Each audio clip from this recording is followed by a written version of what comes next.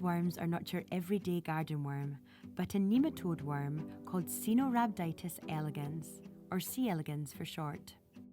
Even though they are small, only 1 millimetre in length, they help scientists in Dundee understand the earliest stages of creating new life. We use these worms because they are simple organisms that have the same parts we want to study that more complex organisms, such as humans, have. They are easy to look after and reproduce quickly. Their life cycle is approximately 3 days. Worms can be frozen for months or years in -80 degrees Celsius freezers, which is extremely handy for our research. When we need a specific type of worm, called a strain, we just thaw them.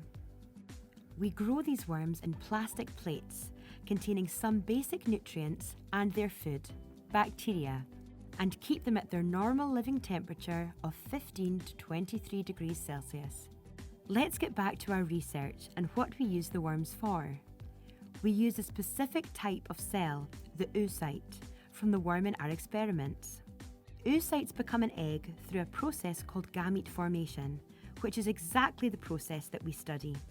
It is important for all sexually reproducing organisms to make sperm and egg cells, collectively called gametes, which will then fuse to form an embryo. Without proper gametes, offspring cannot be produced. The first step to study how an egg cell develops is to collect some oocytes. To do this, we need to open the worm to get to them.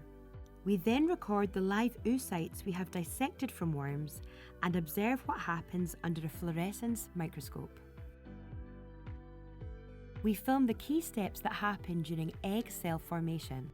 All cells contain an instruction manual called DNA. When an egg or sperm is made, we only want it to have half the amount of DNA. This requires a special type of division called meiosis. It means that when offspring is created, half the DNA will come from each parent. Our group want to understand how meiosis works and how each egg cell ends up with the correct amount of DNA. To help us further, we can get rid of any given protein or make alterations to the worm DNA and see what changes in meiosis. This allows us to identify key factors involved in gamete formation. We do this by injecting worms with a mix of components that can make these changes. This is done using a special microscope equipped with an injection setup.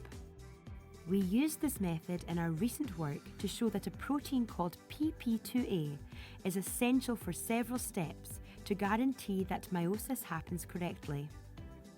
Gaining a better understanding of meiosis will help us understand the things that go wrong during human meiosis and possibly contribute to treatments for infertility and genetic defects in the future.